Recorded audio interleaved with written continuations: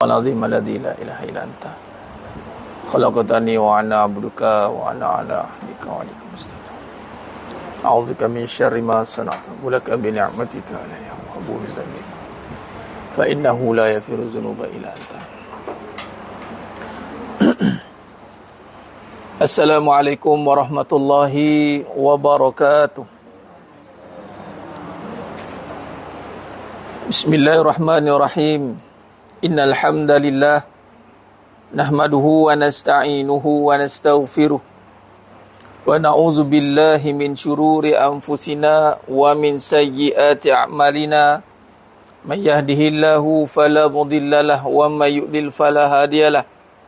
Ashhadu an la ilaha illallah wahdahu la syarika lah wa ashhadu anna Muhammadan abduhu wa rasuluh. Allahumma salli ala sayyidina Muhammad wa ala ali sayyidina Muhammad. Rabbi yassir wa la tu'assir, Rabbi tammim bil khair. Rabbi shrah li sadri wa yassir li amri wahlul 'uqdatam min lisani yafqahu qawli. Allahumma iftah alaina hikmataka wa anshur alaina min khazaini rahmatika ya arhamar rahimin. Wallahu allazi la ilaha illa huwa alimul ghaibi wa syahadahu wa rahmanur rahim. Wallahu allazi la ilaha illa huwa al-malikul quddus al-malikul quddus as-salamul mu'minul muhaiminul azizul jabbarul mutakabbir. Subhanallahi amma yushrikun. Wallahul khaliqul bari'ul musawwiru lahul asma'ul husna yusabbihu lahu ma fis samawati wal ard wa huwal azizul hakim. Wala haula wala quwwata illa billahil aliyyil azim. Wala manja minallah illa ilaih. Amma ba'du. Ayyuhal mu'minun ittaqullah usikum wa iyaya bittaqwallah faqad fazal muttaqun. Tolong. Sidang jemaah yang dimuliakan Allah Subhanahu wa taala, para penuntut Raf Academy, muslimin muslimat, hadirin dan hadirat, mudah-mudahan kita semua tergolong dalam golongan hamba-hamba yang benar-benar bersyukur. Amin ya rabbal alamin.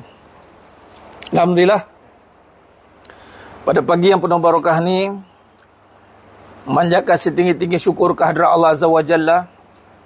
Allah pilih kita, Allah gerakkan kita dari segenap tempat yang hadir pada pagi ini secara talaki dan juga secara atas talian bi qudratillah, dengan kudrah dan iradah Allah Ta'ala. Dengan kita menuju ke jalan menuntut ilmu ini adalah satu mujahadah yang sangat tinggi. Apatah lagi untuk melaziminya, untuk mengistiqamah, untuk berada di dalam jalan istiqamah. Ilmu yang kita sedang tuntut ini ataupun kita menuntut ilmu ini ialah ilmu yang menjadi teras, usul atau asas kepada agama, usuluddin. Kita telah perbincangkan pada perbahasan yang sebelum ini dalam tajuk nama-nama bagi penulisan Al-Barahin, yang mana kita telah bincangkan tentang nama yang digunakan dalam Nusantara ini sifat 20 atau usul al-din atau usul ad-din.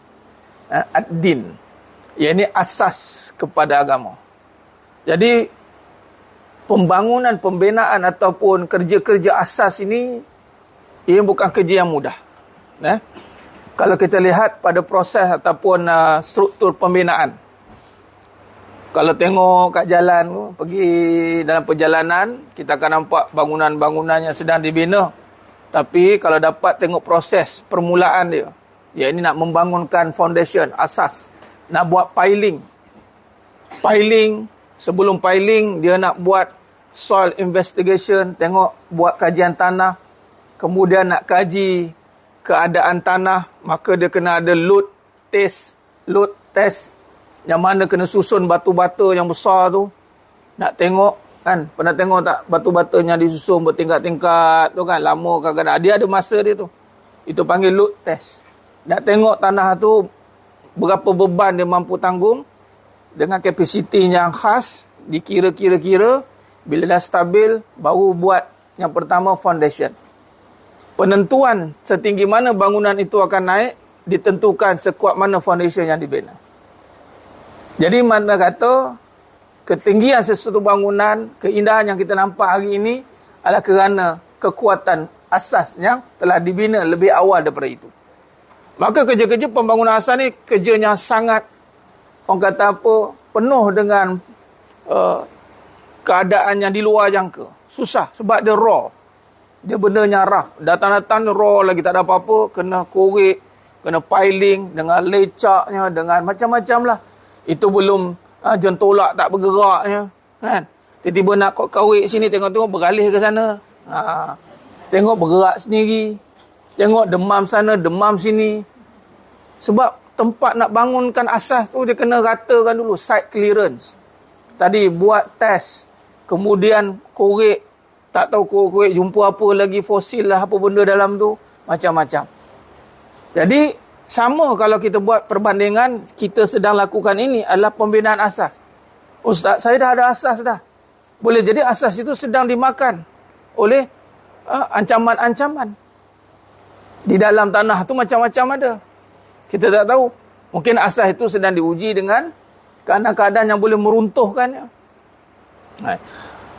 Jadi ini adalah satu pembinaan ataupun satu ilmu yang membincangkan satu kerja yang sangat besar. Jadi kalau kita boleh datang ke arahnya, ia satu perbahasan ataupun satu perkara yang cukup besar lah, perjuangan. Dan apatah lagi kita mampu melaziminya. Kita mulazamah, insya-Allah. Jadi perlukan kesungguhan doa dengan Allah. Dengan Allah, billahi, dengan Allah.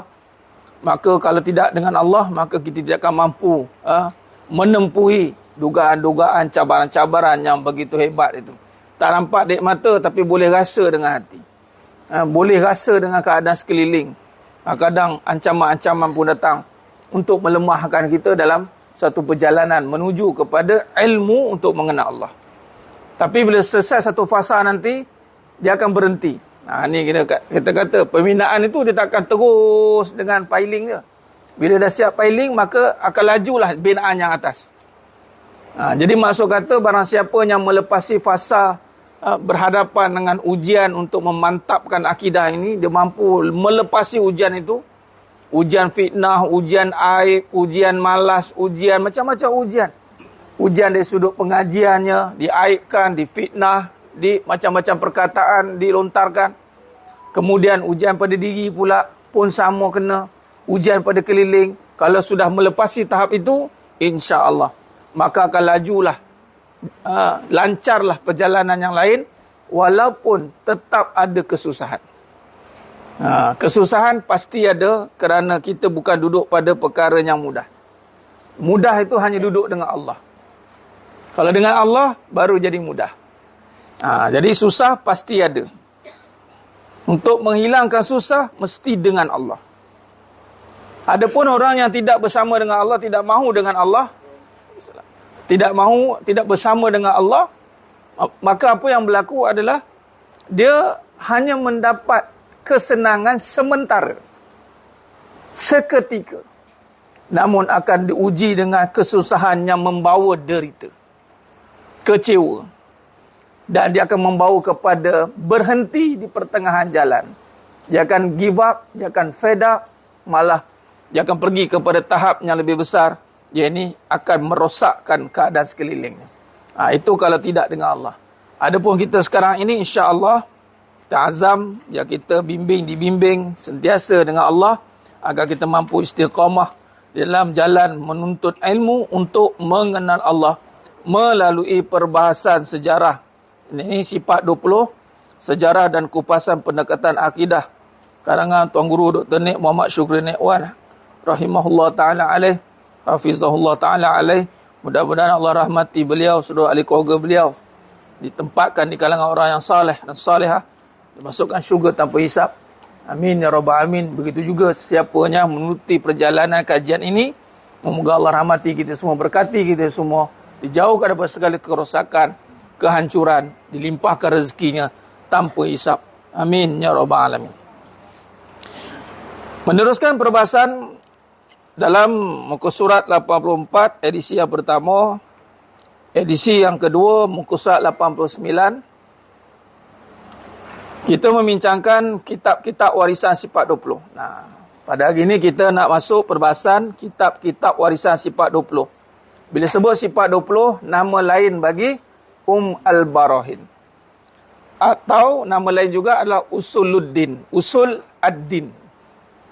Okey. Banyak kitab warisan ilmu tauhid yang sudah dipelajari oleh para penduduk muslim di alam Melayu dan menjadi rujukan utama para ulamanya. Namun yang akan dikumpulkan di sini hanya beberapa buah kitab yang berkaitan dengan penulisan sifat 20 Al-Barahin. Jadi dalam pembahasan kitab ataupun warisan ilmu tauhid ini banyak yang telah dipelajari dan kita fokuskan kepada alam Melayu. Dan diperincikan lagi pada perbahasan kitab-kitab yang ditulis berkisar berkaitan dengan penulisan sifat 20 Al-Barahin. Ingat, Al-Barahin adalah parti ataupun kitab yang utama membahaskan 20 sifat Allah yang wajib bagi Allah. Itu parti dia. Kemudian baru diterjemahkan kepada syarah Al-Barahin yang pertama kali disyarah oleh Imam Sanusi rahimahullah ta'ala sendiri. Kemudian perbahasan hasyiah kepada Al-Barahin, yakni hasyiah terhadap syarah ataupun syarah pada Al-Barahin, catatan kepada syarah dipanggil hasyiah. Nah, jadi dibahagikan kepada dua bahagian. Kita ni jemaah sekalian, kita nak ngaji, macam saya katalah, nak ngaji semua kitab, mungkin kita takkan dapat. Mungkin dapat, mungkin tidak. Melainkan kalau yang betul-betul duduk menghadap kitab. Nak mengambilkan satu-satu kitab, itu satu usaha yang sangat besar. Bukan kata kitab yang tauhid. Al-Quran nak habis pun tak habis-habis lagi. Katam. Kan? Okay. Intipati yang mesti kita berikan ketumpuan, bukan nak habis saja kitab. Kita nak mengenali kitab itu. Nak mengenali kitab itu, kita nak memahami coraknya, kaedahnya, secara tidak langsung, walaupun kita tidak diberi peluang untuk membaca setiap kitab itu helaian demi helaian, kulit ke kulit, namun usaha yang dilakukan oleh Tuan Guru Dr. Nik Muhammad Syukri Nikwan ini dengan membawakan susunan ataupun nama-nama kitab-kitab yang terlibat, ianya memberikan satu kemudahan yang besar bagi kita yang mungkin kita pun takkan mampu untuk menyusunnya nama-nama itu kerana kita tidak pun punya kesempatan untuk menelaah setiap kitab itu. Namun bila kita beri effort, beri kesungguhan, usaha untuk mengetahui nama kitab, itu satu anugerah besar dah. Satu anugerah besar. Baik, jadi dibahagikan pada dua bahagian seperti berikut. Yang pertama, kitab-kitab karangan ulama asing. Yakni ulama luar daripada ulama Nusantara. Kemudian akan dipecah pula yang kedua, kitab-kitab karangan ulama tempatan. Ni Ustaz 94. Kalau edisi yang kedua tu ulama tempatan 89 edisi yang pertama. Maka kaitan Tuan Guru Dr. Nik Muhammad Syukri Nikwan mengumpulkan sebahagian besar lah, walaupun tidak semua, tapi boleh kata hampir semua susunan nama-nama kitab yang terlibat dalam perbahasan sifat 20. Jadi maknanya jemaah sekalian, dia begini. Bila kita nak tahu syarah matan ataupun kita tahu syarah apa perbahasan matan ataupun perbahasan yang ada dalam sifat 20 itu, Al-Barahin, ataupun kita terus mengaji, katalah matan Jarah Al-Tauhid. Kita terus buka syarah demi syarah pengajian. Kita terus mengaji tumpu satu kitab. Sehinggalah kita khatam. Kita panggil daurah ataupun talaki. Adapun hari ini yang kita sedang lakukan adalah kita nak mengenali keseluruhan kitab yang berkaitan. Walaupun kita tidak mengkajinya satu persatu, namun kita telah memulai dengan induknya terus. Ummul Barahin. Yang mana apa yang disebutkan nanti, nama-nama kitab itu, semuanya perbahasan itu ada kaitan dengan Ummul Barahin. Bermaksud, mengkaji Ummul Barahin adalah ibarat mengkaji semua kitab. Sebab tu, perbahasan ni boleh menyusun balik nama-nama kitab. Nama-nama kitab. Walaupun nanti ada pendekatan-pendekatan yang setiap ulama' ni ada pendekatannya tersendiri, tetapi base dia, asas dia, partinya adalah bermula dengan Ummul Barahin.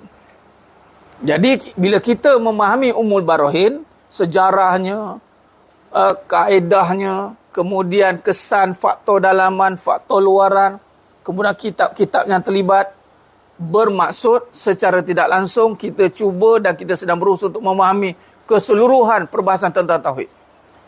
Yang mana kalau nak ikutkan berbalik kepada kita tadi, dengan masa kita yang sangat terhad ini, agak mustahil untuk kita mencari satu-satu kitab ini untuk kita dalami. Agak mustahil lah. Tapi tidak mustahil. Agak mustahil tapi tidak mustahil. Kerana dia perlukan pada kesungguhan yang amat tinggi untuk mencari kitab. Adapun kita boleh baca satu-satu nama kitab ni pun dah nikmat besar dah. Nikmat besar lah. Sekejap lagi kalau orang baca kitab ni, sebut nama kitab ni, kita tahu dah. Boleh mungkin senyum, tahu nama kitab tu, tahu. Boleh angguk lah. Tak ada dah. Kitab apa tu? Tak ada tengah ngangor kan. Nak pula perbahasan tauhid. Perbahasan asas ni. Bagai contoh, kitab-kitab karangan ulama asing. Ingat, nama-nama ini adalah nama-nama yang diberikan berdasarkan kepada ulama-ulama yang mensyarahkan atau menulis kitab tersebut. Namun, ianya berkaitan dengan 20 sifat 20 Barahin. Yang pertama, Matan Jawharat Tauhid. Jawharat Tauhid. Karangan Asy-Syaikh Burhanuddin bin Ibrahim bin Hasan Al-Laqani Al-Misri Al-Maliki. Kitab ini pada tahun 1041 Hijrah. 1631 Masihi. Baik. Yang kedua, Matan Sanusiyah.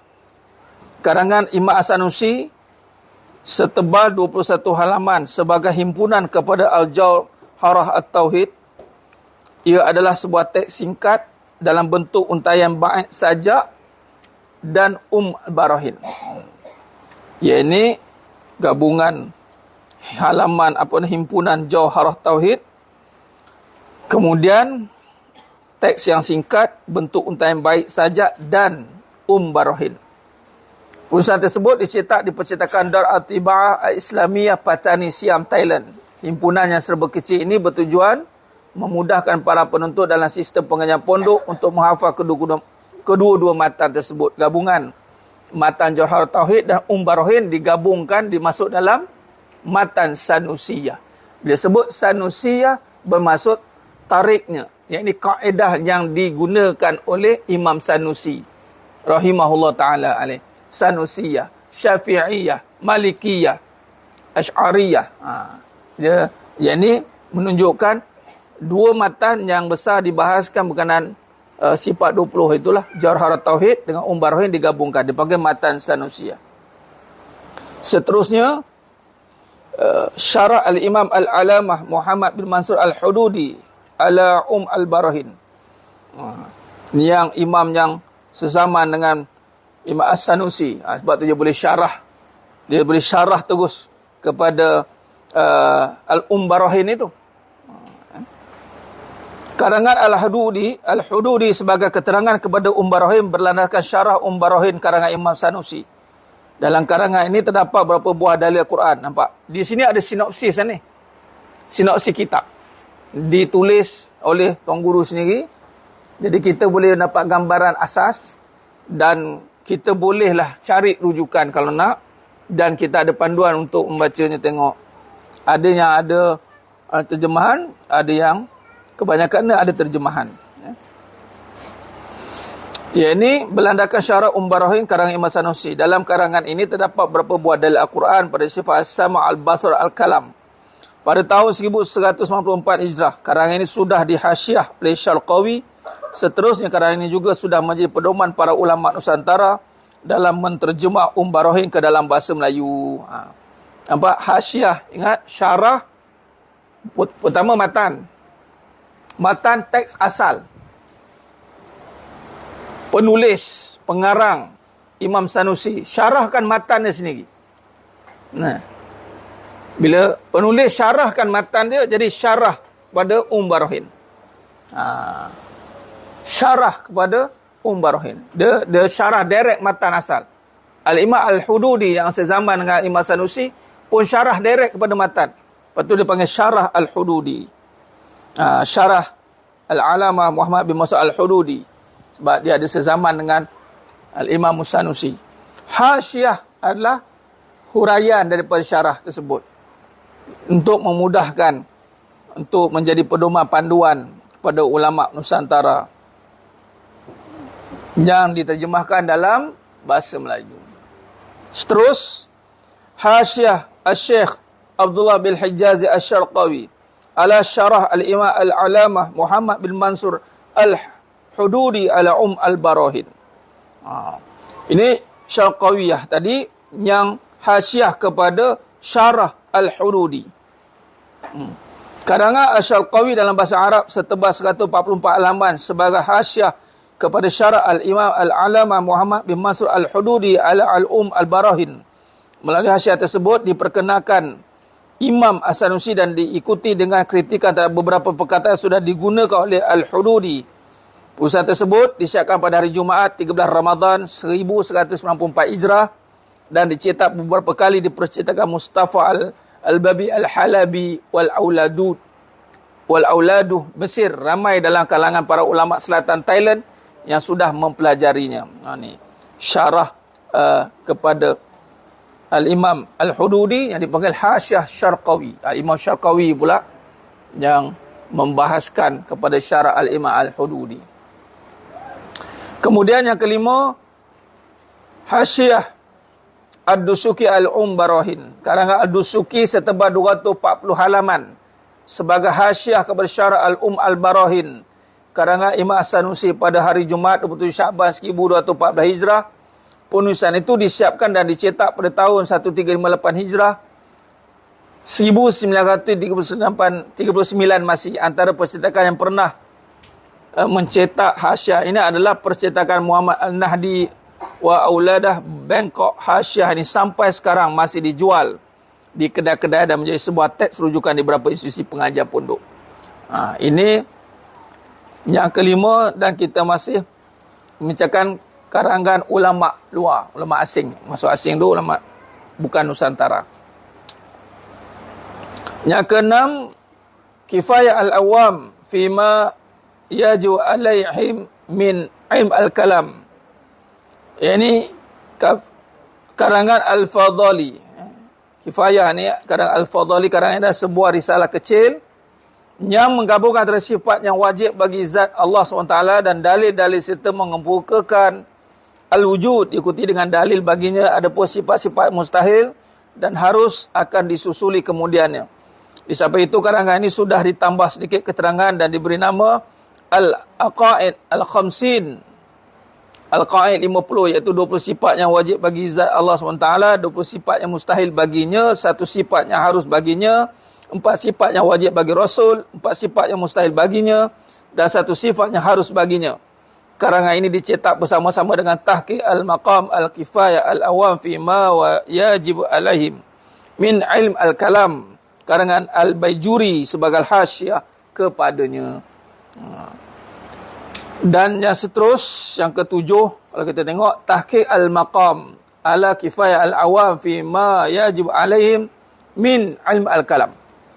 Karya Al-Baijuri setebal 84 halaman sebagai hasyiah kepada kitab Kifayah Al-Awam fi ma yajibu alaihim min ilm al-kalam. Karangan seorang guru beliau iaitu Al-Fadhali. Selesai ditulis pada 21 Ramadan 1223 Hijrah 1807 Masih, dan kemudian dicetak di Dar Al-Ihya Al-Qutub Al-Arabiyah Mesir dan percetakan Muhammad Nahdi wa Auladah Bangkok. Nampak, setiap anak murid tu yang belajar daripada gurunya, dia bukan sekadar mendengar, tapi akan berusaha untuk mencatat. Tidak cukup dengan itu. dia akan syarahkan balik yang dipanggil hasyiah. Sebab apa? Sebab nak bagi lekat ilmu tu. Jarang sekali tiada waris begini. Tiada anak murid yang kalau benar tu namanya murid yang belajar ni, dia mesti ada buku. Dia mesti ada catatan. Mesti ada catatan. Dia kalau tak ada catatan tu tidak jadi murid itu. Dia tidak jadi murid.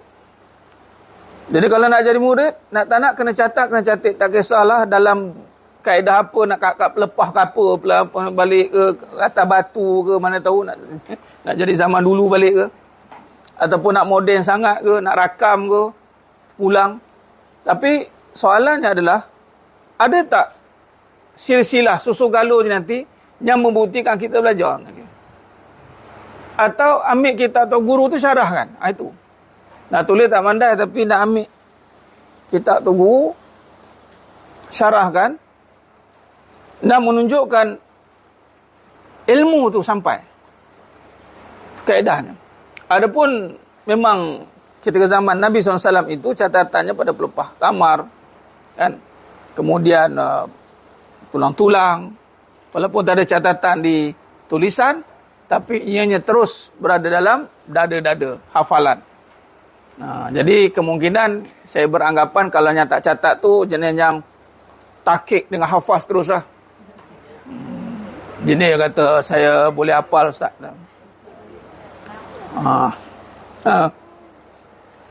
Yang catat pun lupa. Ini kan yang dengar. Apa tadi? Baru tadi. Apa tadi? Batul saya tahu. Tapi ada ilmu itu begitu. Beri tekun dan tumpuan. Sebab ilmu ni liar. Liar. Saya pelik orang boleh dengar je. Hebat. Hebatlah. Hebat. Sebab dia mesti catat. Imam Syafi'i rahimahullah ta'ala alaih mengatakan menambat ilmu itu dengan kalam.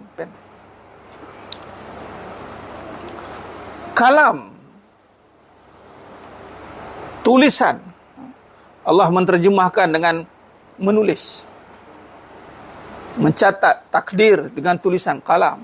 Ilmu itu dengan kalam, ataupun dengan catatan rakam, handphone, moden lah, zaman moden. Tapi poin dia, jangan biarkan dia berlalu seperti angin. Tambatlah dia dengan tulisan dan wariskan dia kepada keturunan. Wariskan. Sebab tu ngaji ni tak boleh ikut-ikut. Dia kena datang dari kesedaran sendiri. Sebab dia kena ada kesungguhan. Dan dia kena ada pembuktian pada warisan. Pewaris nanti anak-anak tengok, mak aku mengaji. Tengok, ni tulisan mak. Bukan mak dah, cicit tengok ni. Jadi nak tulis tu tulis lelok, nanti cicit tengok. Ini tulisan nenek aku. Baik tulis lelok, jangan asal tulis je. Nanti orang tengok, apa tulisan macam ni? Tulis lelok. Sebab apa? Secara tulisan tu niat. Tengok ni anak murid. Al-Bajuri. Syarahkan balik pada Al-Fadali. Catat balik. Kan? Kita, setiap orang ada, walaupun tak semua dapat, tapi kita berharap, insya-Allah boleh diwariskan kepada keturunan, anak-anak. Kita nak anak-anak kita ni, ada waris daripada tulisan tangan kita. Ataupun tulisan type, ikutlah. Kita tidak mengikut Nabi. Nabi mewariskan Al-Quran dan Sunnah. Jadi harta-harta ni tak payah pening-pening. Tak ada waris-waris dah. Waris pun tak layak dapat waris. Waris pun tak layak dapat wasiat. Tak payah. Keturunan kan yang dapat faraid ni tak perlu nak diwasiatkan. Terbatal. Dia turun macam itu dah. Kan? Yang perlu diwariskan adalah ilmu. Ilmu. Baik. Yang ke-8, Hasyiah al-Alama al-Baijuri alamatan sanusiyah, karangan al-Baijuri dalam bahasa Arab sebagai hasyiah kepada Barahin. Karangan ini siap ditulis pada hari Rabu bulan Ramadan 1227 Hijrah dan kemudian dibuat Hamshi oleh Al-Ambabi. Kedua-duanya mempunyai 56 dan 60 halaman dan dicetak kali pertama di percetakan Abdul Al-Hamid Ahmad Hanafi, Kairah, Mesir. Selepas itu dicetak lagi di percetakan Dar Al-Ihya Al-Qutub, Mesir, dan juga percetakan Dar Al-Mu'arif, Pulau Pinang.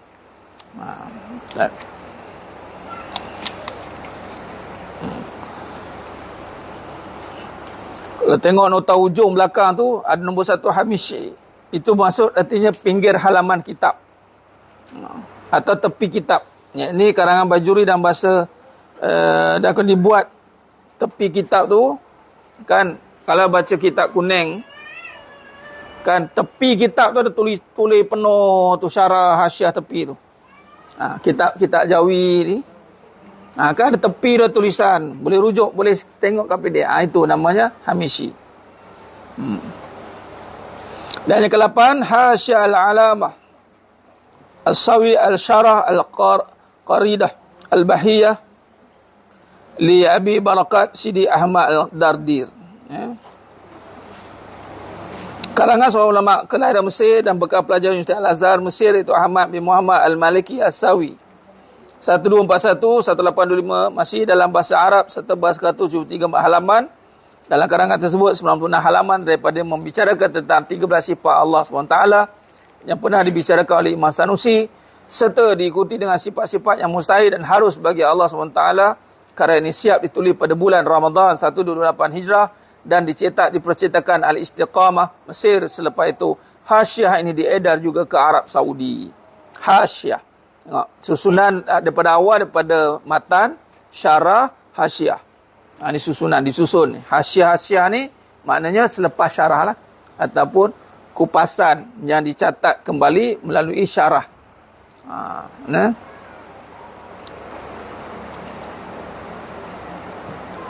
Baik.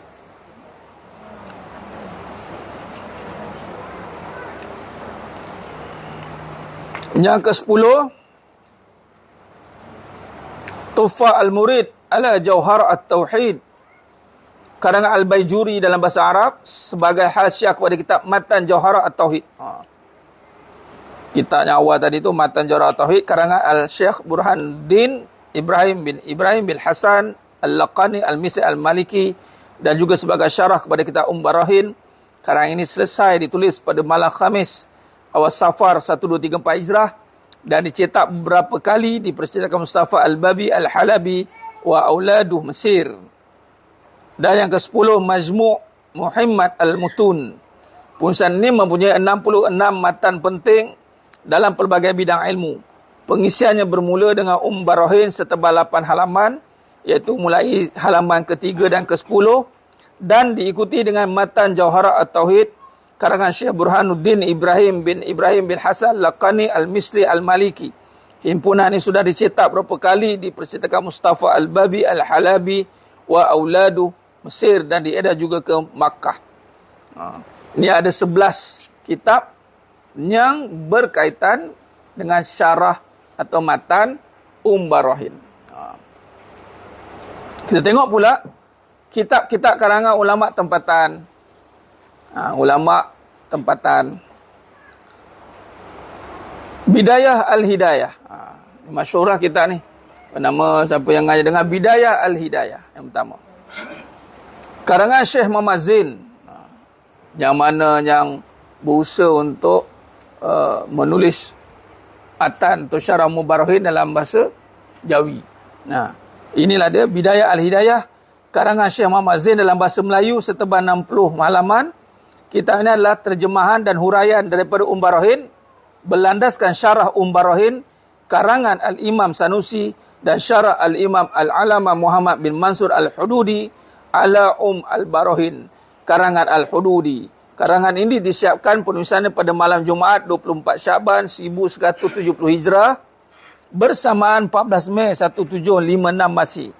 Selepas ditulis lebih kurang 132 tahun 10 bulan 26 hari. Nampak tu punya detailnya. Sebenarnya kita ni detail sebenarnya. Karangan tuan guru kita ni detail. Dia dapat sos yang asal. Sehingga tahu umur setiap kitab, halamannya.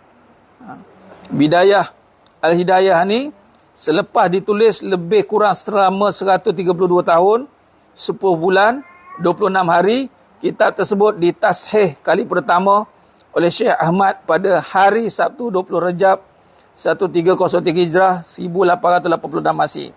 Atas jasa Syekh Ahmad, kitab ini dicetak di beberapa percetakan di Makkah, Mesir menurut Wan Muhammad Saghir Abdullah di dalam Faridatul Faraid, Syekh Ahmad Al-Fatani, dan penyebaran Islam dan silsilah ulama sejagat dunia Melayu. Kitab ini dianggap sebagai sebuah kitab tauhid dalam bahasa Melayu yang tertua dan masih berada dalam pasaran di dunia Melayu Asia Tenggara. Manakala yang lebih tua belum lagi ditemui. Keadaan tersebut membuktikan bahawa kitab Bidayah Al-Hidayah sudah tersebar luas di alam Melayu dan masih banyak dipelajari di institusi pengajian Islam tempatan sehingga ke hari ini. Jadi kalau orang tanya kitab yang tertua dalam perbahasan tauhid, Syarah Barahin, kitab apa? Bidayah Al-Hidayah. Berapa umur kitab tu lebih kurang? 132 tahun. Setakat ni itulah kitab paling tua. Tak ada yang tua lagi, belum ditemui. Itu yang paling tua. Jadi kat sini kita belajar. Kita pun tahu. Ni kata sejarah ni. Memanglah kita nak belajar terus apa tu sifat 20, pahamannya. Tapi bila kita tahu sejarah, wallahi mas sekalian, bila kita sebut kitab-kitab ni, sebenarnya pada kitab ni dia ada barakah dia. Sebab apa ada barakahnya? Sebab kesungguhan para ulama yang mengikramkan ilmu. Lalu kita pun baca sebut nama pun, itu barakahnya mengalir pada kita, insya-Allah. Sebab tu kalau kat rumah tu, bila ada kitab sebagai Al-Quran, lagilah sumber kepada semua ilmu. Kemudian ada kitab-kitab, lepas ni cari, pergi beli Bidayah Al-Hidayah, pergi beli, adakan kat rumah. Tengok apa Bidayah Al-Hidayah tu, ini ada perbahasan tentang Barahin, kitab tertua yang disekarang oleh Syekh Muhammad Zain untuk memudahkan perbahasan Barahin. Syekh Muhammad Zain ni dia terjemahkan huraian kepada Barahin berlandaskan syarah Barahin. Maknanya berlandaskan syarah Barahin yang asal. Dan juga syarah Barahin Imam Sanusi. Matan, kemudian syarah Imam Barahin, Imam Al-Sanusi Barahin, dan syarah Al-Imam Al-Alama Muhammad bin Mansur Al-Hudubi. Bidayah Al-Hidayah ni. Nanti boleh cari. Boleh buat simpanan. Beli. Order. Shopee. Ada dah. Mudah dah. Nanti boleh. Nanti kita start baca matan nanti. Syarah pada Barahin. Nanti kita boleh kaitkan. Boleh dengar nanti perbahasan. Kita boleh kaitkan. Ingat, ilmu perbahasan tentang tauhid ni, dan juga dipanggil ilmu kalam. Kalam ni, kata-kata, kalam. Baik. Bila ilmu kalam ni adalah ilmu yang membahaskan, dia perbahasan. Dan perbahasan ni dia tidak rigid. Dia akan berkembang. Dan yang paling penting, perkembangan kepada perbahasan itu menambahkan makin faham. Itu yang paling penting, ya jemaah sekalian. Baik, seterusnya, inilah akidah bagi Sanusiyah Matan Barahin. Tajuk kitabnya, inilah akidah bagi Sanusiyah Matan Barahin. Sebuah terjemahan Barahin ke dalam bahasa Melayu bertulisan Jawi setebal 32 halaman, namun tidak disebut nama penterjemah. Terjemahan ini adalah satu kesinambungan daripada terjemahan yang sudah disiapkan pada tahun 1188 Hijrah, 1774 Masih. Pada pendahuluannya, terdapat cerita dalam mimpi yang pada pendahuluan kitab inilah akidah ini, pada pendahuluannya, terdapat cerita dalam mimpi yang tertulis dalam Takrir Al-Alamah Asy-Syams Al-Ambabi dan diikuti dengan kata-kata seorang ulama yang pernah berguru dengan Syekh Daud, iaitu Abdul Qadir bin Abdul Rahman. Ini adalah sebuah risalah yang indah mengandungi akidah Ahlussunnah wal Jamaah dan tidak menyimpang serta tidak diragukan. Terjemahan ini sudah dicetak di Muslim Press, Patani, Siam dan Maktabah wa Maktabah Muhammad Al-Nahdi wa Aulada Bangkok. Pada keseluruhannya setiap kali dicetak, terdapat kesilapan terjemahan yang begitu banyak dan belum lagi diperbaiki sehingga ke hari ini. Namun terjemahan ini masih lagi menjadi sebuah terjemahan yang amat penting di institusi pengajian pondok. Perbahasan begini, mas sekalian, kita boleh baca nama-nama kitab ni apabila kita bahas kepada karya-karya akidah. Ni subjek master dan boleh sambung. Master buat siapa? Buat Usuluddin. Dia akan belajar karya-karya akidah. Dan lebih kita alhamdulillah syukur. Sebab apa? Sebab Tuan Guru Dr. Nik Muhammad Syukri Wan memperhalusi tentang sifat 20. Bila memperhalusi sifat 20 dengan kaedah kajian karya-karya akidah, maka semua karya yang terlibat dikaji. Beruntung kita. Sebab dalam guru tu ada kepakaran yang Allah takdirkan. Kan dalam Master Usuluddin sebagai contoh, dalam tu ada perbahasannya syarah tentang kitab-kitab yang lama. Fi'ul Akbar, Imam Abu Hanifah, Maqalah Islamiyah, Abu Mansur Al-Maturidi, dan banyak lagi kitab-kitab lama, termasuklah perbahasan Barohin. Dan Tuan Guru memperincikan perbahasan tentang Barohin. Bila memperincikan tentang Barohin, keluar balik semua perbahasan kitab-kitab yang asal. Nampak tak? Tu kaedah dia. Dan kita alhamdulillah kita mengambil manfaat daripada kajian ni lah. Lepas tu kita boleh baca balik. Sebab nak tengok balik sesuatu kitab yang berumur 132 tahun, mungkin kita tak dapat. Lepas tu tengok pula inilah akidah bagi Sanusiah Mata Barohin. Dan nak pula ngaji tauhid. Lagilah orang kata apa? Minat tu tak ada. Kan? Ngaji tauhid ni alhamdulillah nah, boleh nampak wajah-wajah ni nampaknya panjang masa depan ni lagi, alhamdulillah lah. Tak ada muka dia tengok ni tak lama ni, tak lama ni.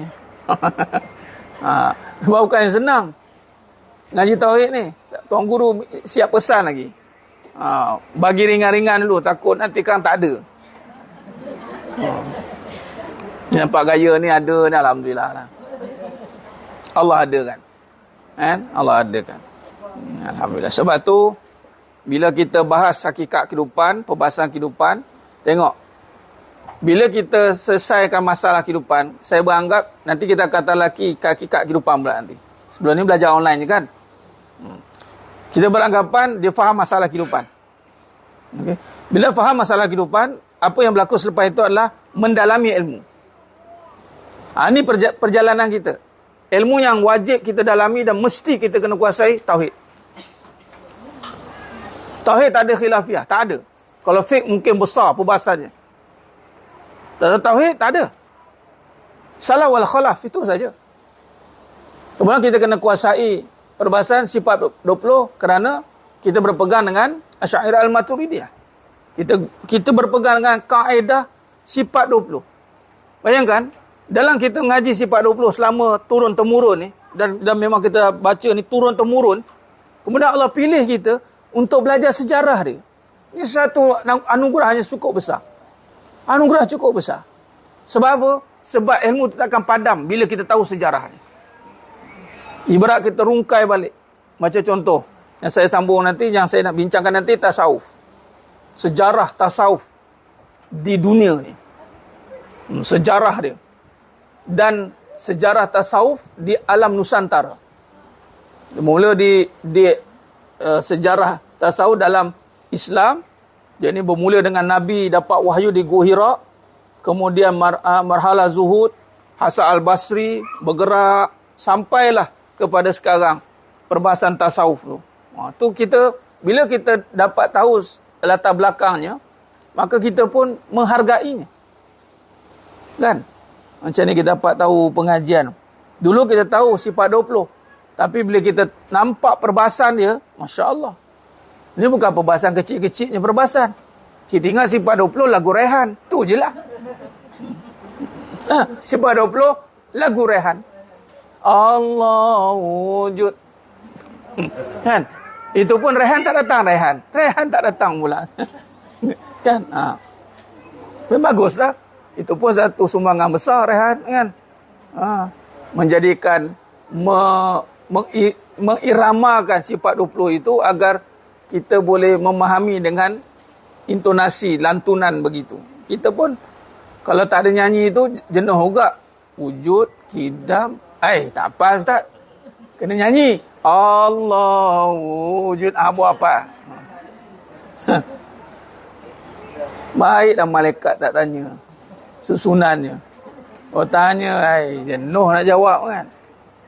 Tak wajib Ustaz. Yalah, tak wajib lah apa susunannya. Tapi kita wajib memahami sifatnya. Nak faham sifatnya, susunlah dia. Bila dah tersusun, mudahlah nak faham. Kan? Khair. Yang ketiga, Ad-Dur At-Tamin fi bayan aqaid al-mu'min. Dur As-Samin fi bayan aqaid al-mu'min. Karya Syekh Daud dalam bahasa Melayu bertulisan Jawi setebal 103 halaman. Kandungan ialah adaptasi daripada penulisan Barahin Imam Al-Sanusi. Dalam karya ini terdapat dalil dalam Al-Quran, tanda-tanda akal dan beberapa perkataan para ulama ilmu usuluddin. Karya ini siap ditulis di Makkah pada waktu zuhur pada hari Sabtu 17 Syawal 1230 Hijrah bersama 30 Ogos 1817 Masih. Masya Allah. Ini siap tulis waktu zuhur, tarikh lagi. Ini kena, orang kata apa, kena appreciate. Sebab lahirnya kitab itu. Sebab ilmu ni diterjemahkan para ulama dengan kitab. Jadi bermaksud kitab itu adalah kesinambungan daripada diri ulama itu. Sebab tu dia kata ada barokahnya. Sebab tu kadang-kadang kalau kita jumpa setengah ulama, kadang tak sempat pun syarah kitab. Tapi jumpa dia faham dah. Sebab diri dia kitab dah. Nampak? Begitu dengan Al-Quran. Khuluqul Quran. Nabi SAW itu Al-Quran bergerak. Khuluqul Quran. Jadi bila kita tahu tentang kitab-kitab ini dan ulama memberikan sepenuh perhatian, dia adalah sebahagian di para ulama. Kadang-kadang tu memberikan sepenuh hidup dia pada kitab. Dia luar biasa. Luar biasa.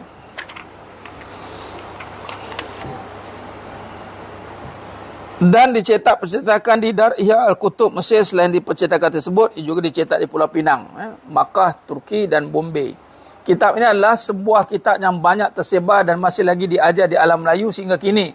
Kitab Ad-Dur As-Samin fi bayan aqaid al-mu'min masih dijual di kedai-kedai buku dan boleh dicapai melalui PDF. Dan PDF boleh download.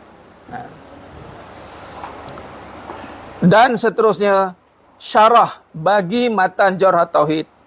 Sebuah terjemahan bagi syarah matan Jawharah At-Tauhid ke dalam bahasa Melayu setebal 72 hingga 78 halaman, namun tidak ditulis nama penterjemah. Selesai ditulis di Sambas, Kalimantan pada hari Rabu bulan Ramadan 1292 Hijrah 1874 Masih dan dicetak di Percetakan Islamiyah Al-Arabiyah dan Muhammad An-Nahdi wa Auladah, Bangkok. Terjemahan ini dijual di kedai buku Sulaiman Marik, Surabaya dan juga di kedai-kedai buku di selatan Thailand. Dan seterusnya Hidayah Al-Sibyan fi Ma'rifah Al-Islam wal Iman. Karangan Abu Abdullah Hussein bin Muhammad Nasir bin Muhammad Ta'ir Al-Mas'udi Al-Banjari atau lebih dikenal sebagai Tuan Hussein Kedah.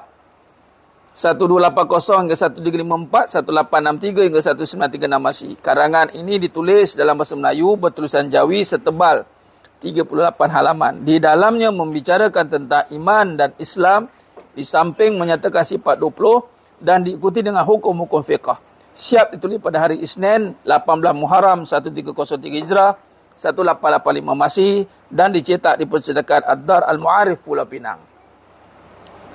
Yang seterusnya kitab yang ditulis oleh ulama tempatan adalah syarah Sirah Al-Huda pada menyatakan akidah Ahlu Taqwa. Karangan Syekh Muhammad Zainuddin dalam bahasa Melayu setebal 50 halaman. Yakni sebagai huraian kepada Barahin. Karangan ini siap ditulis di Makkah sekitar 1885 hingga 1886 Masih, dan kemudian dicetak di Percetakan Sulaiman Mar'i, Singapura. Petikan kata-kata Wan Muhammad Saghir Abdullah tentang Siraj Al-Huda pada menyatakan Ahlut Taqwa. Menurut tradisi pengajian pondok di alam Melayu, 3 buah kitab berurutan dipelajari, iaitu bermula daripada Faridah Al-Faraid fi Ilm Al-Aqaid karya Syekh Ahmad, kemudian disambung dengan Siraj Al-Huda pada menyatakan akidah Ahlut Taqwa karya Syekh Zainuddin. Selepas betul-betul mahir akan kitab 2 tersebut, baru dimulai dengan mengaji Dur Al-Sami fi Bayan Aqaid Al-Mu'minin karya Syekh Daud. Itu turutan. Jadi kat sini kita tahu silibus pengajian tauhid di pondok-pondok kan. Baik. Baik.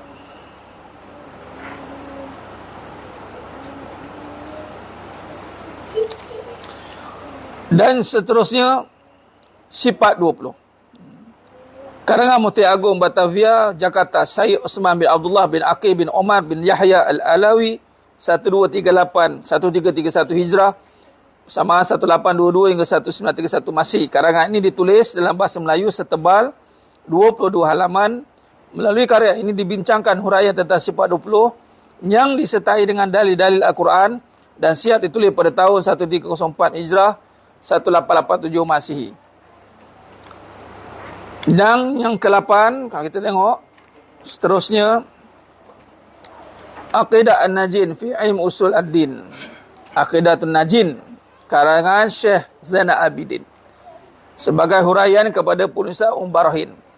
Karya Imam As-Sanusi. Karya ini ditulis dalam bahasa Melayu setebal 140 halaman mengikut susunan penulisan Imam Sanusi. Pada keseluruhannya syarahan ini berlandaskan kitab Bidayah Al-Hidayah. Siap ditulis pada hari Sabtu akhir bulan Jamadil Akhir 1308 Hijrah, 1890 Masih, dan dicetak kali pertama di Percetakan Dar Al-Ihya Al-Kutub Al-Arabiyah, Kahirah, Mesir. Diikuti dengan cetakan kedua Al-Ma'ah Al-Miriyah, Makkah pada 1332 Hijrah, 1913 Masih. Keluarannya keempat pula dicetak di Percetakan Dar Al-Mu'arif, Pulau Pinang. Selepas itu dicetak juga oleh Percetakan Muhammad Nahdi wal Auladah di Bangkok. Ini biasa kalau kita dengar Aqidatun Najin ni kan, pengajian ni di alam Melayu ni yang terkini lah. Wal Muhammad Saghir Abdullah 1990 berkeyakinan bahawa kitab ini adalah kitab akidah yang kedua terbesar. Kedua terbesar di Nusantara selepas Warduz Zawahir, yakni karya Syekh Daud. Mengikut Ahmad Fatih Al-Fatani, kitab ini masih menjadi teks utama dalam sistem pengajian pondok di Patani, Kelantan dan Kedah. Kitab ini dipelajari selepas selesai mengikuti kitab-kitab sebelumnya seperti Bidayah Al-Hidayah, Adur Asami fi Bayan Aqaid Al-Mu'min, Siraj Al-Huda pada menyatakan akidah Al-Taqwa. Sehingga kini pengajian teks kitab akidah Al-Najin fil Ilm Usul Ad-Din masih diajar di alam Melayu dan boleh dicapai melalui laman sesawang PDF. Kat sini kita nampak susunan kitab di pondok lah, pengajian. Dan disusun pun nama-nama kitab tadi pun mengikut yang seniority. Seterusnya, yang ke-8, yang ke-9, Miftah Al-Murid fi Ilm At-Tauhid. Karangan Syekh Zainal Abidin. Dalam bahasa Melayu, tulisan Jawi setebal 10 halaman termasuk kulit. Karangan ini ada sebuah risalah yang memberikan huraian kepada sifat 20 secara ringkas mengikut susunan Al-Bajuri. Dalam pada itu karangan ini sudah mengemukakan beberapa dalil yang kebanyakan dalil akal. Karangan ini sudah dicetak kali pertama di Matma'ah Al-Turki Al-Majidiyah Al-Usmaniyah Makkah pada 130 Hijrah, 1912 Masih. Selain itu dicetak juga di Percetakan Persam, Pulau Pinang sehingga kini. Pengajian kitab teks Miftahul Murid fil Ilm At-Tauhid masih lagi diajar di alam Melayu dan masih dijual di kedai-kedai buku atau dalam talian. Kitab-kitab yang disebut ni masih wujud sampai ke hari ini. Dan kalau tengok yang ke-10, Faridah Al-Faraid. Faridatul Faraid fi Ilm Al-Aqaid. Fi Ilm Al-Aqaid, yakni karangan Syekh Ahmad. Karangan ini adalah sebuah risalah kecil dalam bahasa Melayu setebal 24 halaman. Kandungannya merangkumi perbahasan sifat 20 mengikut Susah Al-Bajuri, di samping mengemukakan sifat takwin yang menjadi Anuta Al-Maturidi. Karangan ini juga sudah menjadi sebuah kitab tradisi dalam sistem pengajian pondok di alam Melayu. Siap ditulis di Makkah pada hari Isnin 12 Rabiul Awal 1313 Hijrah 1895 Masih, dan dicetak kali pertama di Pustaka Dar Ahya Al-Kutub Al-Arabiyah Kahirah Mesir. Selepas itu karangan ini dicetak lagi di percetakan Dar Mu'arif Pulau Pinang pada tahun 18 Hijrah 1960 Masih.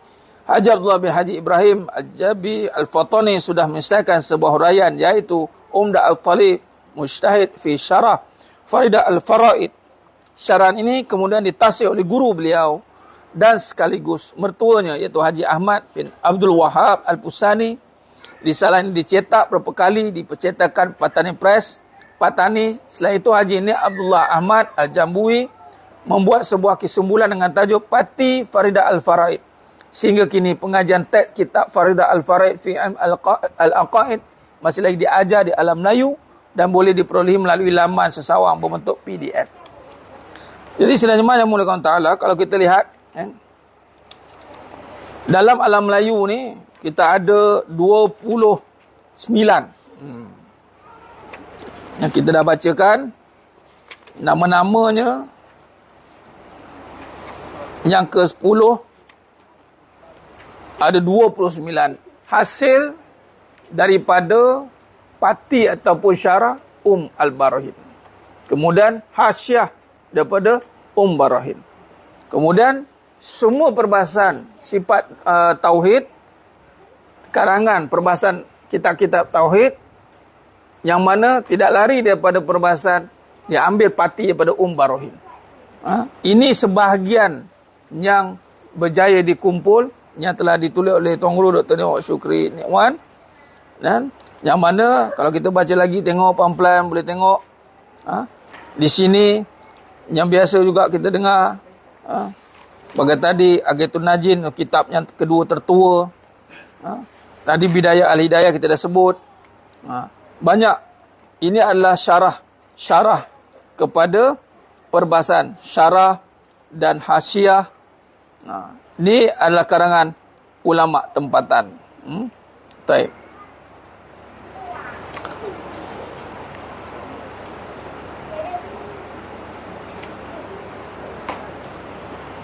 Habis saya bacakan 10 je nama untuk kitab warisan daripada yang asing dengan yang tempatan. Baik.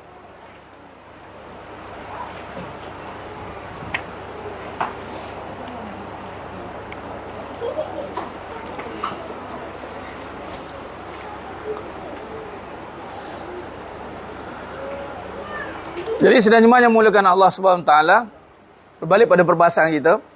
Okay, kita habis dekat maknanya perbahasan kita sudah habis pada karangan ataupun nama-nama kitab tadi, karangan-karangan ulama asing yang di luar dan juga ulama tempatan.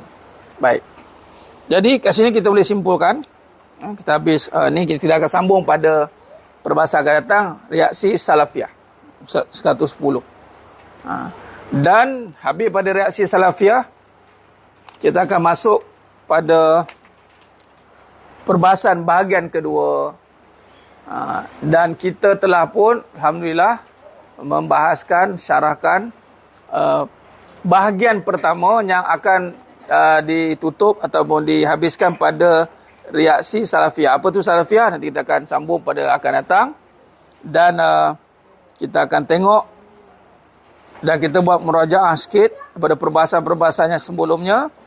Dan kita ada midterm test. Tiba ada test pula kan. Dah habis bahagian satu dah ada test lah. Okay, setiap penuntut dikehendaki untuk buat karangan 300 patah-patakan tentang pemahaman daripada awal sehingga ke hari ini. Apa yang faham daripada perbahasan bahagian satu. Buat karangan type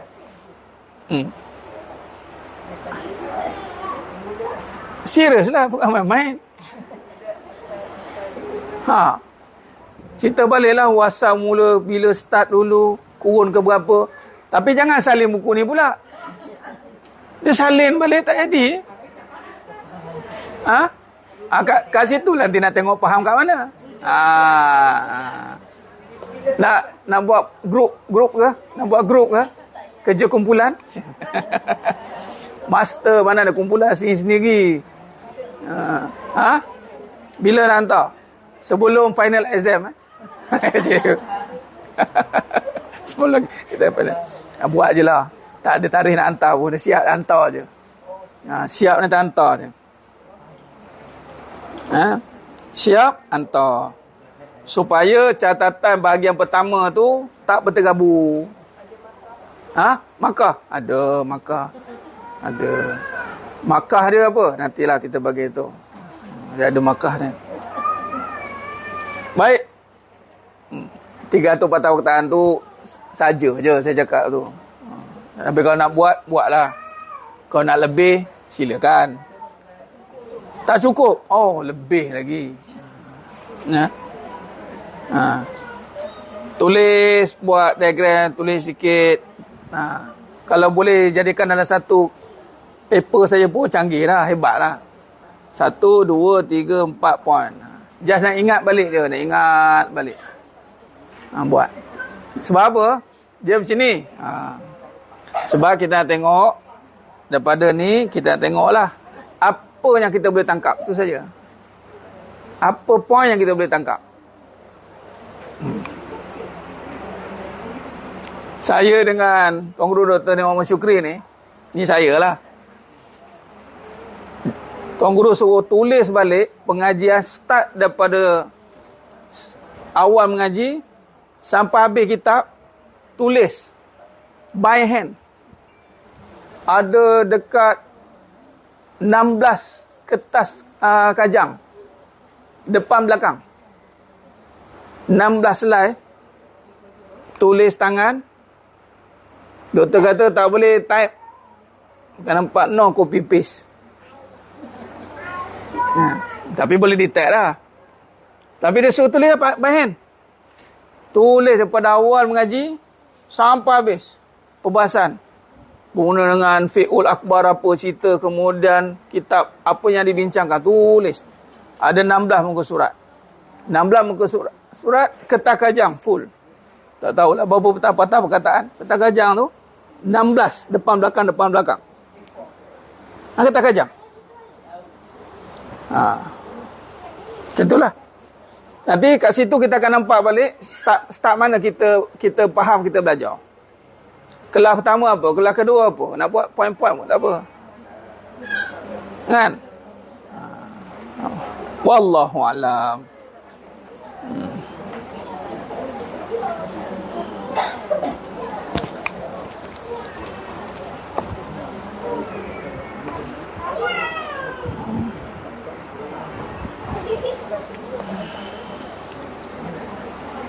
Okey. Allahumma salli ala sayyidina Muhammad wa sayyidina Muhammad. Ada soalan? Soalan tentang apa-apa terbuka. Ini kita buat soal jawab sikit sebelum kita tutup dengan munajat umat. InsyaAllah. Ya. Pasal kita pergi yang ditulis 132 tahun. Setelah ditulis. Umur penulisnya lebih pada 150. Maknanya selepas 132 tahun kitab itu ditulis. Maknanya umurnya lebih awal lah. Penulis pengarang. Mana kitab itu kalau kita lihat setelah 132 tahun, setelah 132 tahun, maka barulah kitab itu ditahqiq. Ni. Setelah ditulis. Maknanya kalau tengok disiapkan penulisan pada malam Jumaat 1170. 170 Hijrah. Maknanya setelah 132 tahun. Yang ini 1300 Hijrah. Maknanya usia penulisnya lagi tua lah. Lagi tua lah. Syekh Muhammad Zain ni, dia nanti kita cari bibliografi. Kita lepas ni, kalau nak kita sekarang ni saya tak baca bibliografi. Kita pun tak apa, saya pun tak apa bibliografi setiap kaedah kita syarah kitab. Ni kaedah ni.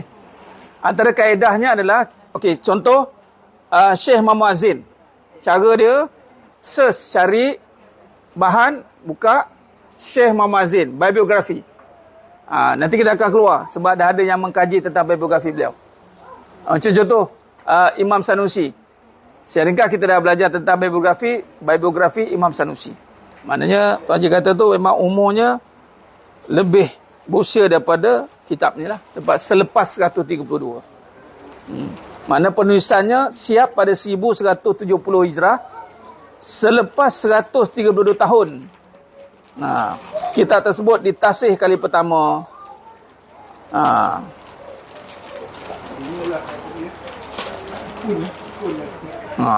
Di sini apa kita boleh belajar? Kalau kita baca kitab-kitab ni, betul Tuan Haji kata, yang kita nampak adalah ketekunan, tekunnya ulama ni. Dan kitab ni berumur panjang, 100 tahun, 200 tahun. Maknanya kalau sekarang siap 1170 Hijrah, sekarang 1756, sekarang 2023. Berapa tahun dah? Betul tak? 1756 tolak 2023. 67. 1756. Lain lebih. 300 tahun. 300 tahun. Kitab Bidayah Al-Hidayah berumur 371. 267. 267 tahun umur kitab Bidayah Al-Hidayah ini. Jadi nampak, ini kata bila kita dah meninggal dunia, 3 amalan yang takkan putus. Ilmu yang bermanfaat. Kita nak wariskan, antara pewaris kita kadang, contohlah kita harapkan pahala, tapi kita lupa. Pahala yang membawa kepada pahala yang berterusan adalah ilmu. Sebab tu kita kena berazam jadi orang yang menyebar ilmu, terutama kepada anak kita. Kita kena usahakan dia waris terus turun, dan kita kena pastikan lepas kita buat sampai pada anak kita. Anak kita kata umur 30 tahun, cakap ada, nanti ajarkan anak kau balik. Anak kau pastikan kau yang ajar. Jangan, ni satu benda. Kadang-kadang kita ni bukan kata kita dari sistem pendidikan. Betul, kita bagi kat guru mendidik. Guru punya peranan lah. Tapi sebenarnya kita naklah ambil peluang. Kita sebagai parent, mak ayah, kalau kita tengok ulama-ulama besar, guru pertama mereka adalah mak ayah. Jadi kita kena berusaha, ni kata, berusaha, mak ayah kena berusaha menjadi seorang guru. Guru ni bukan bermaksud kena hafal banyak kitab, tapi mewariskan ilmu.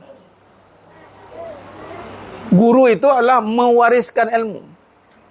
Jangan takut ditanya kau mengaji mana, kau tahu apa. Kita tahu setakat mana, itu je lah. Dan kita jadi guru untuk anak kita. Biarlah dia melihat kita sebagai gurunya. Biarlah anak-anak melihat mak ayah sebagai gurunya. Ni kata-kata ayahku. Kata-kata ayahku. Ditulis. Sebab tu kena tulis. Tulis, catat. Sekarang zaman ni print. Kemudian panjangkan. Risalah untuk anak-anakku. Risalah untuk anak-anakku. Ni daripada membebel kosong. Dia apa dapat? Daripada seorang ibu berkenaan dengan kehidupan, dah belajar ilmu hakikat kehidupan, ditulis balik, disyarah, syarah hakikat kehidupan oleh Umi, matan ala syarah hakikat kehidupan, amboi, al-hayat kehidupan, hidup ini adalah, barulah mak anak baca, mak aku ajar kehidupan, syarah kepada kehidupan, berguru dengan hakikat kehidupan, syarah.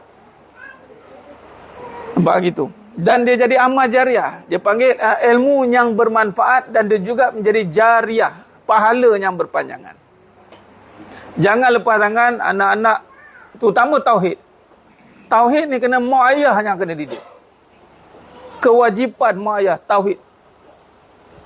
Kalau dah tahu anak-anak kita tahu tentang tauhid di luar, pastikan fahamkan dia daripada mak ayah. Ajarkan dia dengan tauhid. Itu kaedah dia. Anak yang belajar tauhid ni, antara perkara yang paling besar kita akan nampak adalah dia akan jadi orang yang mewarisi ilmu. Bukan mewarisi nafsu. Nafsu ni perangai. Dia ada perangai. Sebab tu kena dididik pada awal. Dengan ilmu. InsyaAllah. Jadi sebelum itu, kita kena jadi orang penuntut ilmu dululah. Supaya generasi itu berpanjangan. Tekun. Alhamdulillah. Wallahu alam. Baik. Ada soalan lain? Lagi? Rijal? Ada? Semua makam-makam fakih faham ni. Tak.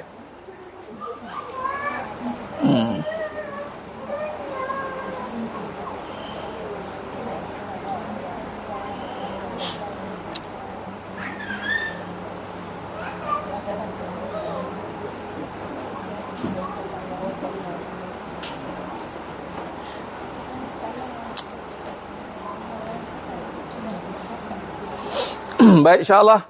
Baik, kita akhiri dengan munajat umat. InsyaAllah mudah-mudahan apa yang kita lakukan, kita panjatkan munajat kita pada Allah Subhanahu Wa Taala, Allah kabulkan insya-Allah.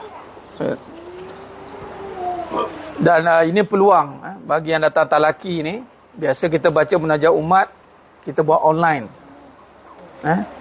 Bila datang talaki dalam majlis ilmu, ni belum habis majlis ilmu, selagi saya tak tutup aqulu qauli hadza wa astaghfirullahalazim li wa lakum, mana kita masih duduk dalam majlis ilmu dan masih duduk dalam zon mustajab doa.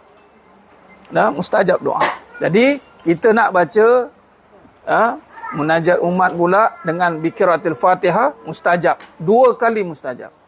Sebab tu insya-Allah usahakan untuk terus, sebab hari ini jemaah sekalian, saya bagi satu kesimpulan tentang kehidupan. Kita takkan boleh dapat apa yang kita nak tanpa dengan pemberian Allah. Dan pemberian takkan dapat tanpa dengan permintaan. Tapi kalau dapat tanpa permintaan, sebenarnya ada permintaan dah. Daripada siapa?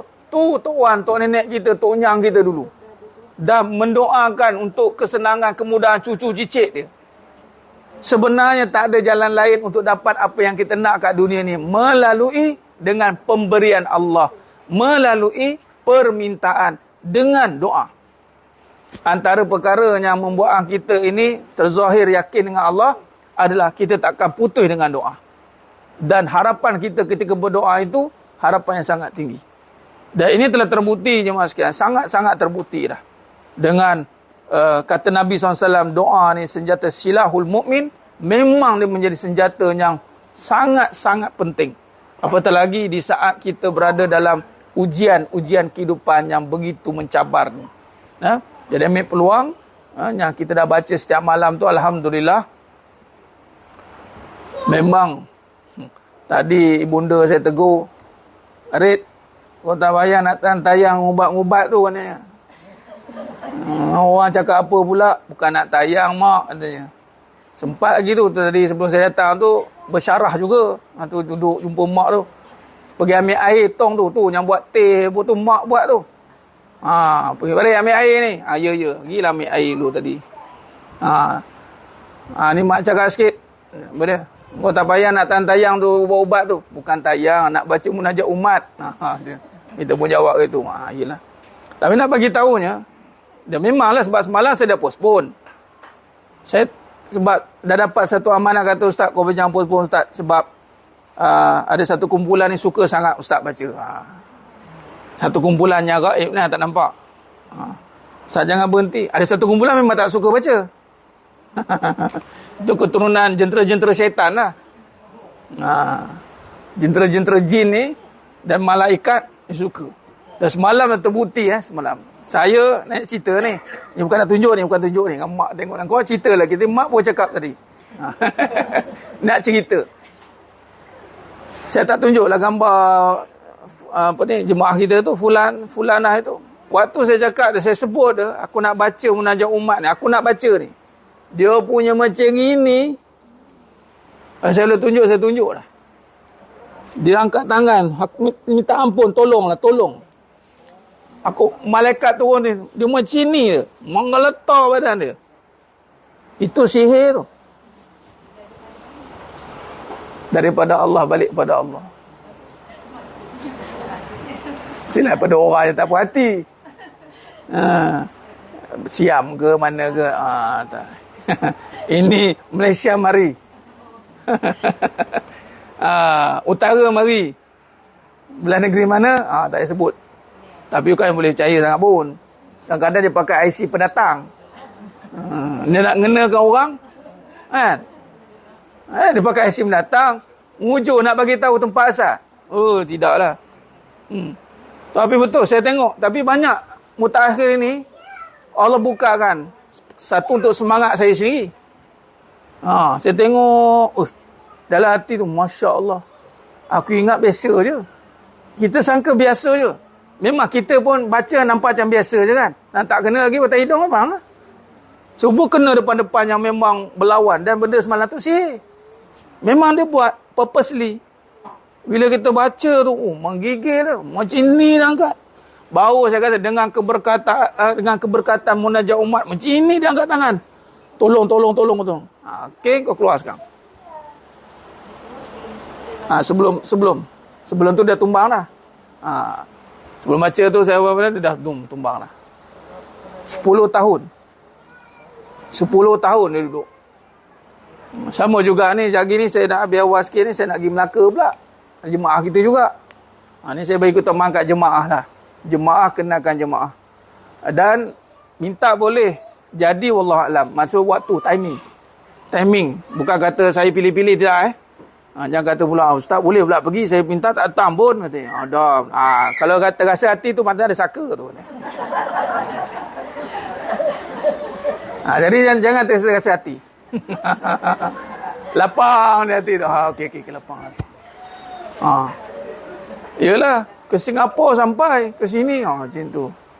Dah kawan tu dah takdirnya gitu kan. Lepas tu datang pula ke sini. Ni nak pergi Melaka. Yang Melaka ni jemaah kita juga seorang.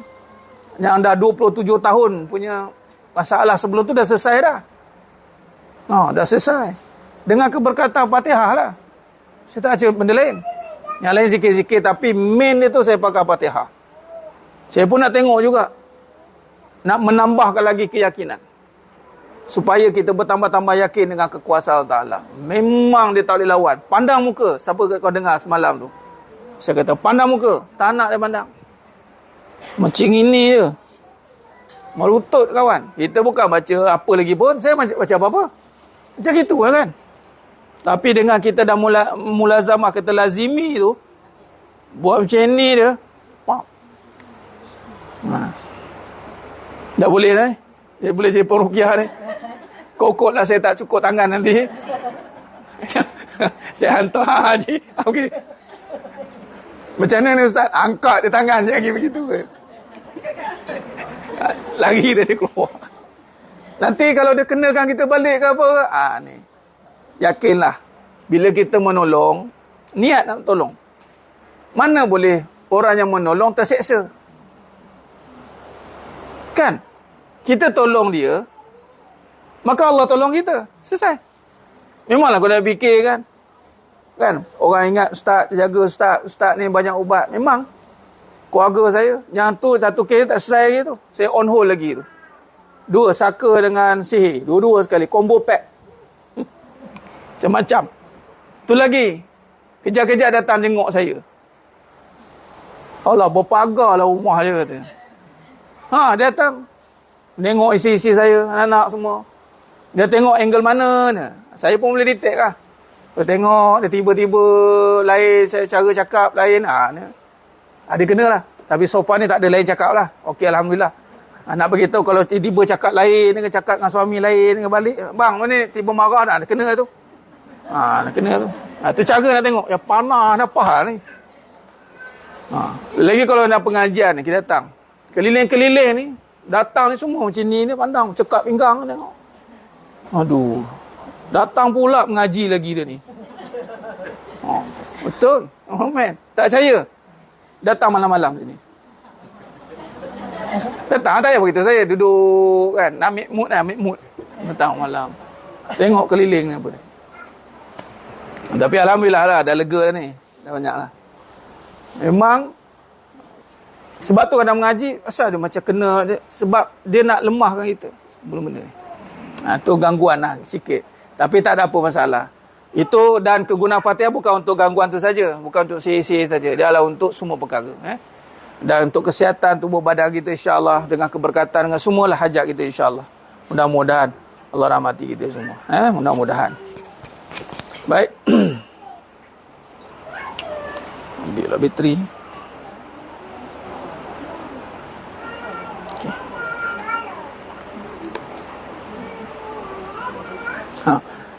Johor boleh. Johor boleh dah masuk Johor nak suruh tak Johor. InsyaAllah kat mana pun boleh sampai. InsyaAllah. Bagi tahu je. Bagi tahu. Allah tak disampai, saya sampai.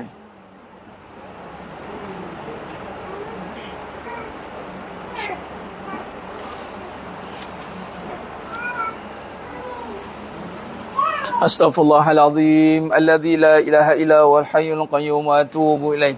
Astaghfirullahalazim الذي لا إله إلا هو الحي القيوم وأتوب إليه أستغفر الله العظيم الذي لا إله إلا هو الحي القيوم وأتوب إليه بسم الله الرحمن الرحيم الحمد لله رب العالمين الرحمن الرحيم مالك يوم الدين إياك نعبد وإياك نستعين اهدنا الصراط المستقيم صراط الذين أنعمت عليهم غير المغضوب عليهم ولا الضالين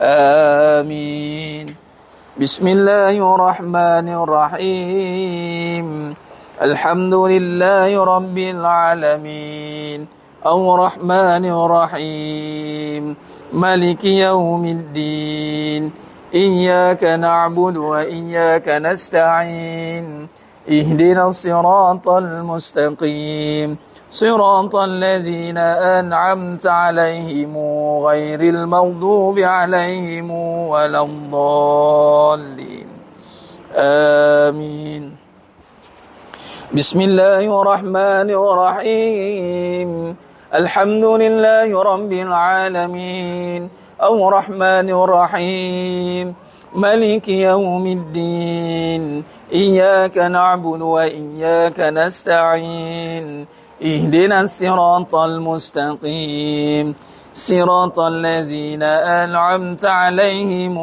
غير المغضوب عليهم ولا الضالين آمين بسم الله الرحمن الرحيم الحمد لله رب العالمين الرحمن الرحيم مالك يوم الدين إياك نعبد وإياك نستعين اهدنا الصراط المستقيم صراط الذين أنعمت عليهم غير المغضوب عليهم ولا الضالين آمين بسم الله الرحمن الرحيم الحمد لله رب العالمين الرحمن الرحيم مالك يوم الدين إياك نعبد وإياك نستعين اهدنا الصراط المستقيم صراط الذين أنعمت عليهم غير المغضوب عليهم ولا الضالين آمين بسم الله الرحمن الرحيم الحمد لله رب العالمين الرحمن الرحيم مالك يوم الدين إياك نعبد وإياك نستعين اهدنا الصراط المستقيم صراط الذين أنعمت عليهم غير المغضوب عليهم ولا الضالين آمين بسم الله الرحمن الرحيم الحمد لله رب العالمين الرحمن الرحيم مالك يوم الدين إياك نعبد وإياك نستعين اهدنا الصراط المستقيم صراط الذين أنعمت عليهم غير المغضوب عليهم ولا الضالين آمين بسم الله الرحمن الرحيم الحمد لله رب العالمين الرحمن الرحيم مالك يوم الدين إياك نعبد وإياك نستعين اهدنا الصراط المستقيم صراط الذين أنعمت عليهم غير المغضوب عليهم ولا الضالين آمين بسم الله الرحمن الرحيم الحمد لله رب العالمين الرحمن الرحيم مالك يوم الدين إياك نعبد وإياك نستعين اهدنا الصراط المستقيم صراط الذين أنعمت عليهم غير المغضوب عليهم ولا الضالين آمين اللهم بالحق الفاتحة وبحق الذي جاء بالفاتحة وبحقك من أنزلت عليه الفاتحة نسألك أن يا الله في كل حاجة يا رب. Susah pun negara Malaysia, ya Allah, jauhkan dari segala balak bencana, malapetaka, banjir besar, kemarau berpanjangan, kesusahan, kepayahan, ya Allah. Dan juga pada negara Palestin, ya Allah, jauhkan daripada cengkaman Zionis, ya Allah. Menangkan, ya Allah, hancurkan tentera-tentera musuh, ya Allah. Berikan kekuatan buat seluruh umat Islam di seluruh dunia, ya Allah. Nas'aluka an ya Allah fi kulli hajat, ya Rabb, khususan pada semua jemaah yang hadir pada pagi ini dan yang menonton, ya Allah. Kabulkan segala hajat kami dunia akhirat, ya Allah. Permudahkan segala hajat kami dunia akhirat, ya Allah. Yang sakit kau sembuhkan, yang susah kau permudahkan, yang sempit kau lapangkan, ya Allah. Rezeki yang luas kau berikan, ya Allah. Kefahaman diberikan, ya Allah. Kekuatan, kesihatan, ya Allah. Keberkatan dengan rahmat-Mu, ya Allah. Nas'aluka an ya Allah fi kulli hajat, ya Rabb. Susah, ya Allah. Susah, ya Allah. Hayya qayyum rahmatik, ya Allah. Ya Rahman. Wa sallallahu ala sayyidina Muhammad wa ala alihi wa sahbihi wa sallam walhamdulillahi rabbil alamin. Taqabbalallahu minkum. Inna minkum taqabbal ya karim. Alhamdulillah, sedang jemaah yang mulia taala, syukur pada Allah. Selesai sudah majlis kita pada hari ini, dimulai dengan pengajian kita, talaqi kita, syarah pengajian kita sifat 20, sejarah dan kupasan perkataan akidah, dan terus kepada perbahasan-perbahasan yang melibatkan kehidupan, dan kita telah pun akhiri dengan munajat umat, insya-Allah. Baik, satu perkara yang perlu saya panjangkan dengan munajat umat ni. Ketika kita amalkan dengan baca Fatihah, sebab semalam dia tanya, Ustaz, macam mana kami nak amalkan? Iaitu mesti dengan ustaz ke, katanya. Buat masa sekarang macam itulah. Qiraat 7 ni bukan tak boleh nak baca sendiri, boleh. Tapi alhamdulillah yang dibaca, saya baca itu silsilahnya daripada Tuan Guru Datuk Syekh Salahuddin Maqari Susugalu sampailah ke hadrat Rasulullah sallallahu alaihi wasallam. Kita baca ni ijazah yang sampai kepada baginda Nabi Muhammad SAW. Itu yang benda-benda ni yang yang batil-batil ni kita takut. Sebab dia direct line dalam Fatihah, sanad pula tu. Adapun macam mana nak amalkan? Boleh baca dengan amalan Fatihah biasa. Jadikan amalan lazimi. Kita dah amalkan tapi kita tak hayati. Amalkan. Dan rasakan kan dalam surah Taha 131, surah Al-Hijr ayat 88, bila kita boleh amalkan Fatihah ni satu anugerah yang sangat besar. Jadi rasakan kebesaran Allah Taala melalui Al-Fatihah. Okey. Baik, yang kedua juga boleh tawasul. Sekarang tadi kita tawasul bil surah, tawasul dengan kalamullah. Tawasul dengan kalamullah. Yani Allahumma bil haqqil Fatihah, tu nama tawasul tu. Wa bihaqqil ladzi jaa bil Fatihah. Wa bihaqqika man unzilat alaihil Fatihah. As'aluka an ya Allah. Doa ini baca ketika dah baca tadi habis. Okey. Tapi nak baca qiraat tu tak boleh melainkan belajar 14 riwayat 7 qiraat. Nak belajar? Nak belajar? Nak. Macam tak nak ingat kan? Dia kena azam. Saya macam tu dulu walaupun tak dapat lagi. Sehinggalah satu masa, okey, kita akan belajar qiraat. Tok Guru dah cakap dah. Ni dah boleh ajar ni. Kita tak mahir. Susah. Susah. Okey. Satu lagi, itu kalau nak bertawasul dengan kalamullah. Memang diharuskan. Tawasul dengan amalan bacaan Al-Fatihah.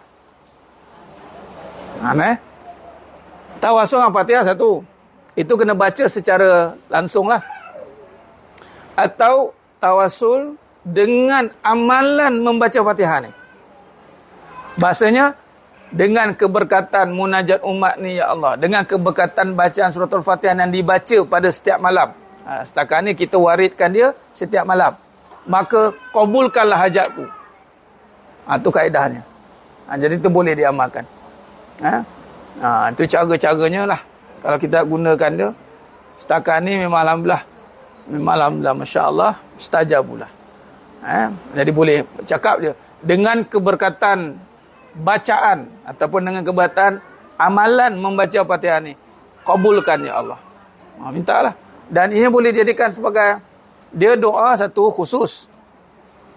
Dalam kita bermunajat, kita duduk macam ni kan. Tak adalah kita tiba-tiba nak angkat macam tu kan. Atau duduk sunnah lah. Tak angkat pun okey. Tapi macam mana nak amalkan kalau tak angkat? Tadi. Kita tawasul terus dengan amalan tadi. Ya Allah, dengan keberkatan bacaan suatu Fatihah dibaca taman kabulkanlah hajatku ni ya Allah. Hajat apa? Khusus. Ini macam tadi hajat umum. Saya umumkan, boleh khususkanlah masing-masing kan. Atau khususkan terus pada setiap satu-satu hajat. Ini memang ini kaedah dia macam ni. Sebab dengan minta dan melalui amalan. Bukan kita menjual amalan. Buat sekian-sekian dapat ni. Itu salah. Sekian-sekian dapat ni. Walaupun ada fadilatnya. Tapi dengan ini, kita dengan kaedah berdoa dan tawasul dengan amal ini, maka kita sampaikan kepada hajat itu. Itu masih lagi termasuk dalam permintaan doa. Sebab satu saja amalan yang kita boleh lakukan untuk mendapatkan apa yang kita hajat adalah dengan doa. Kita tak boleh dengan saya harap nanti saya solat ni saya dapat ni. Tak boleh. Seluruh amalan yang lain tidak boleh diniatkan hajat untuk dunia. Tapi satu yang boleh digunakan untuk dunia adalah doa. Dunia akhirat. Jadi kaedah doa ada tawasul. Dengan kalamullah Al-Fatihah. Dengan amalan Al-Fatihah. Jadi bolehlah. Dengan keberkatan Al-Fatihah, ya Allah, sihatkanlah. Sembuhkanlah penyakit ni ya Allah. Ya Allah, macam gitu. Nak nunggu malam kadang-kadang tak sempat kan. Tapi make sure jadikan kelaziman dulu. Barulah kita dapat kasih dia. Wallahu alam, itu saja. Mampu maaf pada saya ada kekurangan, terkata-kata itu kurang bicara dalam penyampaian. Hanya Allah Ta'ala sajalah yang mampu menyempurnakan perbahasan kita pada hari yang penuh barakah ini, insya-Allah. Aku lu qauli hadza wa sallallahu azim wa lakum wa bil taufiq wal hidayah. Assalamualaikum warahmatullahi wabarakatuh. Dia tangguh dengan tasbih kafarah dan suratul Asr. Subhanakallahumma wa bihamdik asyhadu an la ilaha illa anta astaghfiruka wa atubu ilaik. Bismillahirrahmanirrahim. Wal 'asr. Innal insana fi khusr illa alladziina amanu wa 'amilus shalihat wa tawassaw bil haqqi wa tawassaw bis sabr. Wallahu a'lam bisawab. Takbir. Allah. Takbir. Allah. Takbir. Allah. Wallahu a'lam bisawab. Adik garpu tu jangan disendukkannya. Nak makan boleh pakai tu. Okey, jemput makan. Dan saya tak ada zuhur kat sini. Buat makan saya tergerak. Siapa nak zuhur boleh lah. Okey, cantiklah. Alhamdulillah. Okey, baik.